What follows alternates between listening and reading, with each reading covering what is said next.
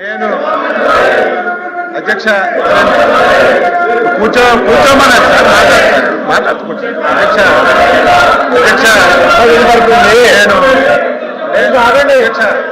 నేను ఎప్పుడు బేసర్జాలకు పోను అధ్యక్ష, బేసర్జాలకు ఎప్పుడు పోను. నేనైతే మనస్ఫూర్తిగా నేను అనుకున్నాను, మీరే శాసన మండలిలో ఒప్పుకున్నారు హిందూ అని, నేను అది వెనక్కి తీసుకుంటున్నాను సార్, తప్పు అయిందని చెప్పి అంతకంటే ఏం కావాలి చెప్పారు, అంతకంటే ఏం కావాలి క్షమాపణ చెప్పారు. నేనైతే అనుకున్నాను కూర్చోండి, చెప్పారు కూర్చోబోతలేగా ప్లీజ్ కూర్చో. అయితే మంత్రి గారు ఒప్పుకుని చెప్పారు, మీరు కూర్చో, మీరు కూర్చోవాలి చెప్పారండి. అరే చెప్పారంటే రికార్డులో చెప్పారు, ఇప్పుడు చెప్పారండి.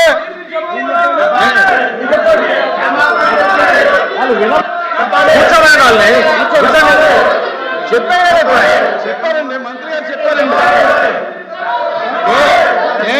నేను అనుకున్నాను మీరు వినండి,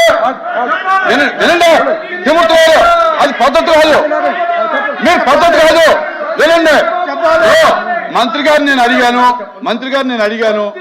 మీరు నన్ను క్రిస్టియన్ వినండి మంత్రి గారు నేను అడిగాను, నేను అబ్జెక్షన్ తెలియజేశాను.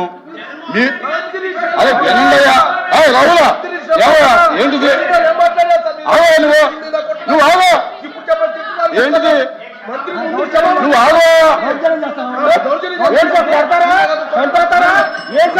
ఉండవయ్యా. ఇప్పుడు మంత్రి గారు వినువయ్యా బాబు, మంత్రి గారు నన్ను ఉద్దేశించి మీరు క్రిస్టియను, జగన్మోహన్ రెడ్డి గారు క్రిస్టియన్ అన్నారు, నేను అబ్జెక్షన్ తెలియజేశాను. మీరు నన్ను క్రిస్టియన్ అంటాం కరెక్ట్ కదా, ఐఎమ్ హిందూ అని చెప్పాను. చెప్పిన తర్వాత ఇప్పుడు ఈ వివరణ ఏమిచ్చారంటే, నేను అన్నమాట వాస్తవం, అనుకున్నాను మీరు క్రిస్టియన్ అని.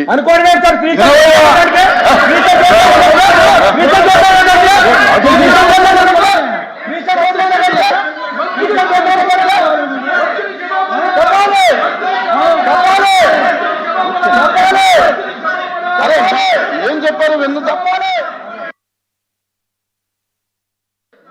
దయచేసి మీరు గౌరవ ఎమ్మెల్సీగా అనుకుని మీరు చెప్పేది కొంచెం వినండి.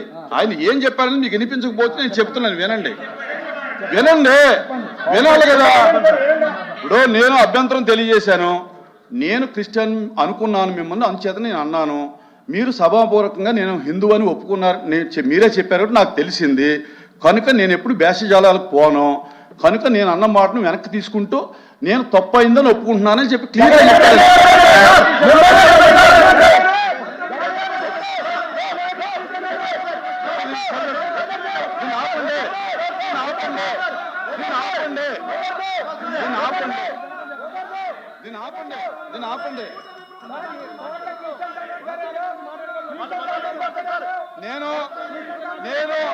నేను మంత్రి గారు చెప్పినటువంటి సమాధానంతో సంతృప్తి చెందాను.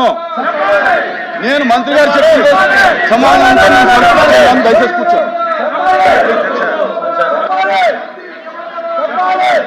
రమణ కూర్చో సార్. ఇప్పుడు చర్చను కొనసాగిద్దాం, దయచేసి కోఆపరేట్ చేయండి, దయచేసి కిందకు దిగాలి.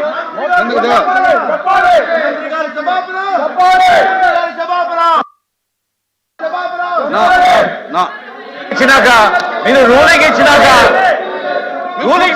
ఏం సార్ వాళ్ళు మాట్లాడేది? Exam for 5 minutes.